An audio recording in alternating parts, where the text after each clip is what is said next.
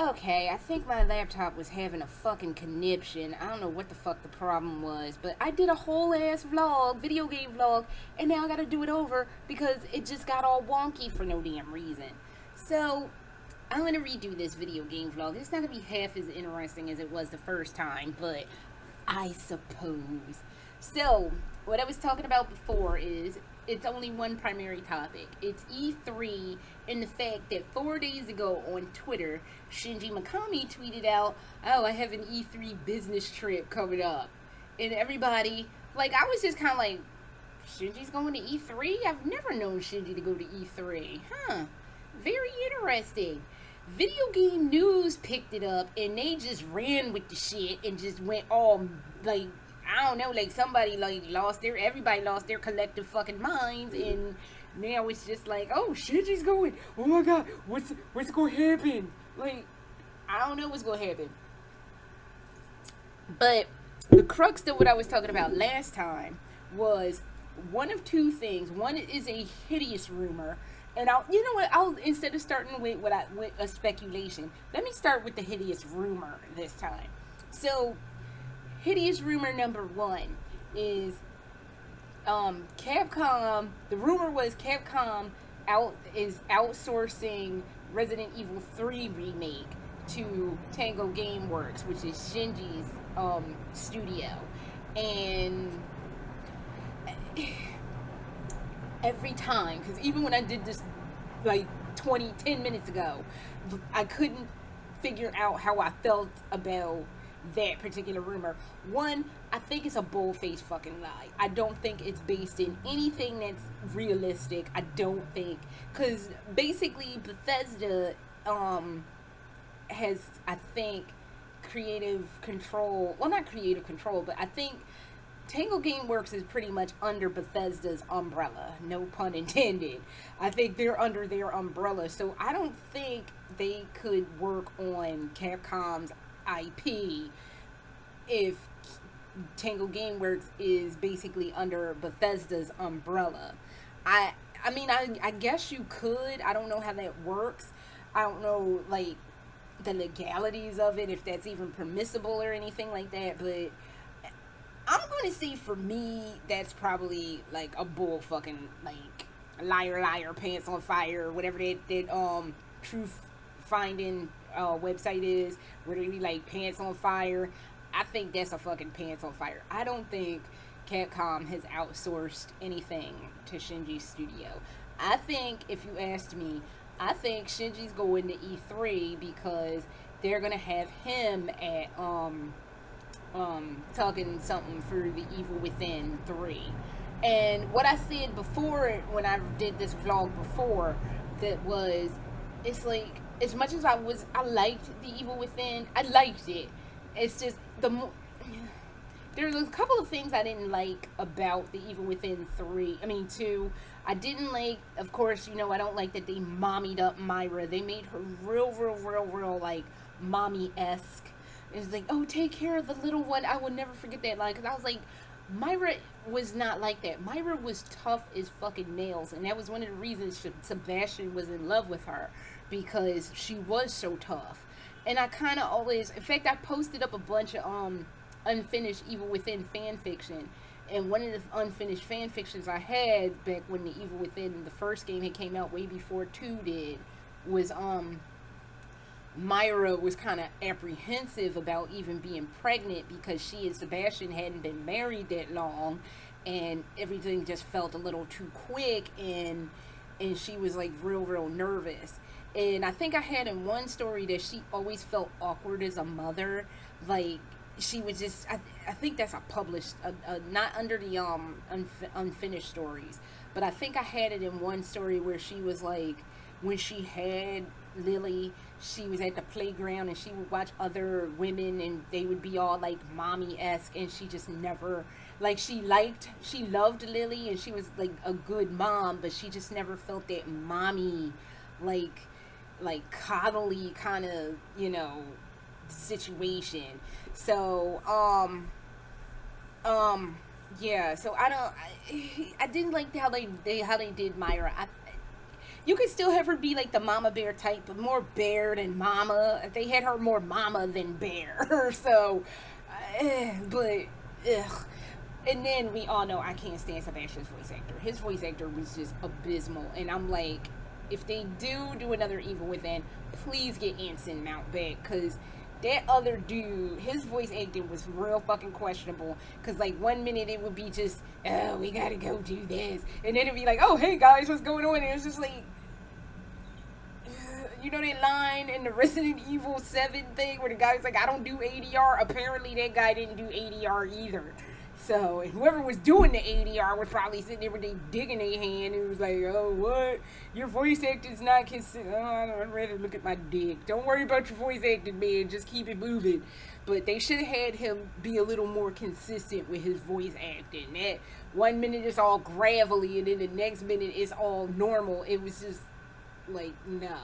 So, please, I hope they get Anson Mount back, because fuck that other guy. Like, I'm sure he does good work in other things. He just was not popping for the Evil Within 2.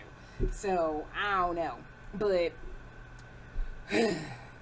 there is a way you can do, because I was thinking when I first did this vlog, I was like, well, there's no way they could do an Evil Within 3. But I was wrong, and I had like a whole situation. So let me tell you the whole situation. So as you know, at the end of Evil Within 2, Sebastian manages, with the help of Myra and the help of Julie Kidman, they actually take down Mobius. Basically, everybody in Mobius has these chips either in their neck or their brain or somewhere on your body. But when they shut down the system that Lily was in control of, basically everybody died. So with everybody dead, it was like the computers had shut down and they were all like, the end. But then at the very tail end, the credit, I think it was after or something, I think it was after the credits, like a computer pops on and it's like, the end, but is it? And it's like, bitch, it's the end. So, but it's actually not the end, because there's 2 loose ends out there. The one loose end being, where the fuck is Joseph? We don't know where Joseph is. The last time we saw Joseph was at the tail ass end of the first Evil Within, and he was getting dragged off to God only knows where. Honestly, I kind of thought that was where they were going to take the Evil Within to. Like, they were going to take out his brain and make him the new Ruvik, but they didn't do that. And I'm kind of like, y'all could have did that. That would have made sense, because why else? And then, like, they had a lot of references to Joseph and, not the Evil Within, not Julie's game. They had some references to him in the Julie game, but there was the DLC, the Executioner, or not the Executioner, something like that. I think it was the Executioner. Yeah, the assignment, the consequence, and I think it was the Executioner. They had a couple of references to him in the Executioner, and where you find people dead in those tubs in the Executioner, you never, like, you saw like the ghost of Joseph, but you didn't see his body in there. So you could always say that was what was going on with him. Like, that I really, honest to God, I believed that they were going to say he was running whatever STEM system. But with everybody at Mobius dead, we still don't know what happened to Joseph. Number 2 on this is, Ruvik is still out in the real world.